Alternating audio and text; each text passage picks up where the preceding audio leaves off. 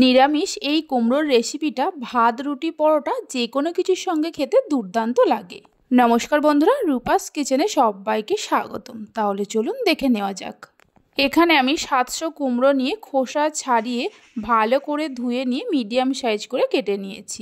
এবার একটা মশলা তৈরি করে নেব। মিক্সির জারের মধ্যে দিয়ে দেব 1 চামচ গোটা জিরে, 1 চামচ গোটা ধনে, 3টে কাঁচা লঙ্কা, 1 ইঞ্চি আদাকে টুকরো করে নিয়ে দিয়ে দেব অল্প একটু ধনেপাতা দেব। অল্প করে জল দিয়ে মিক্সিতে পেস্ট করে নেব। আপনারা চাইলে শিলেতেও বেটে নিতে পারেন। পেস্ট করে নেওয়া হয়ে গেছে, তবে এই পেস্টটা একদম মিহি করিনি, একটু দানা দানা আছে। গ্যাসের ওপর একটা কড়া বসিয়ে কড়ার মধ্যে দিয়ে দেব 2 চামচের মতো সরিষার তেল।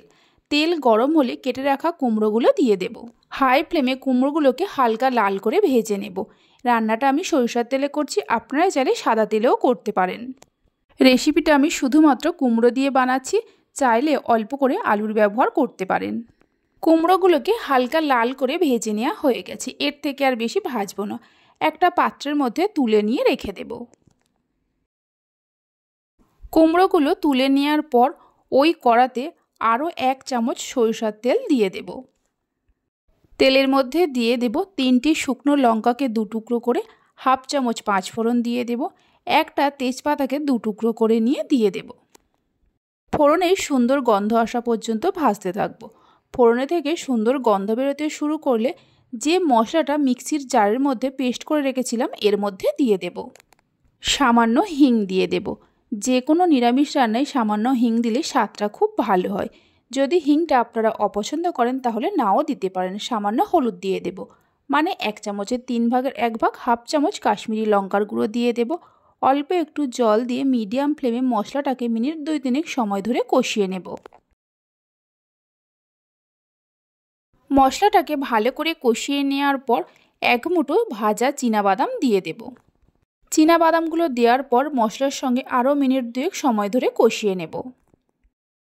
সব কিছুকে খুব ভালো করে কষিয়ে নেওয়ার পর ভেজে রাখা কুমড়োগুলো দিয়ে দেব। স্বাদ মতো নুন দিয়ে দেব। মশলার সঙ্গে কুমড়োগুলোকে মিশিয়ে নেব। মশলার সঙ্গে কুমড়োগুলোকে ভালো করে মিশিয়ে নেওয়ার পর এর মধ্যে অল্প করে জল দিয়ে দেব। খুব বেশি জল দেওয়ার প্রয়োজন নেই, কারণ কুমড়ো ভাজতে ভাজতেই হাফ সেদ্ধ হয়ে গেছে। জল দিয়ে জলটা মিশিয়ে নিয়ে কুমড়োগুলো সেদ্ধ হওয়ার জন্য ঢাকা দিয়ে দেব মিনিট 3-4 সময় ধরে, গ্যাসের ফ্লেমটা মিডিয়ামে করে। 4 মিনিট পর আপনাদের দেখাচ্ছি। 4 মিনিট পর ঢাকা খুলে একটু নাড়াচাড়া করে নেব আর দেখে নেব কুমড়োগুলো সেদ্ধ হয়েছে কিনা। দেখুন কুমড়োগুলো খুব সুন্দরভাবে সেদ্ধ হয়ে গেছে। এর থেকে আর বেশি সেদ্ধ করব না, তাহলে খেতে খুব একটা ভালো লাগবে না। ভালো করে নাড়াচাড়া করে নেওয়ার পর 1/2 চামচের মতো চিনি দিয়ে দেব। চিনিটা চাইলে আর একটু বাড়িয়েও দিতে পারেন। সামান্য গরম মশলা দিয়ে দেব, মানে 1 চামচের 3 ভাগের 1 ভাগ।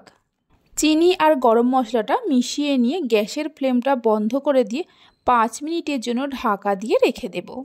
এইভাবে একবার কুমড়োর রেসিপিটা বাড়িতে বানিয়ে দেখতে পারেন। আশা করি আপনাদেরও ভালো লাগবে। বাড়িতে বানালে খেয়ে আপনাদের কেমন লাগলো অবশ্যই আমাকে কমেন্ট করে জানাবেন। 5 মিনিট পর রুটি, পরোটা, ভাত যে কোনো কিছুর সঙ্গে পরিবেশন করতে পারেন, খেতে দুর্দান্ত লাগে। রেসিপি ভালো লেগে থাকলে অবশ্যই একটা লাইক করবেন, বন্ধুদের সঙ্গে শেয়ার করবেন। ভালো লাগলে চ্যানেলটি সাবস্ক্রাইব করে পাশে থাকা বেল আইকনটি প্রেস করবেন নতুন রেসিপির আপডেট সবার আগে পাওয়ার জন্য। ভিডিওটা আমি এখানেই শেষ করছি। আপনারা সবাই ভালো থাকবেন, সুস্থ থাকবেন। ধন্যবাদ।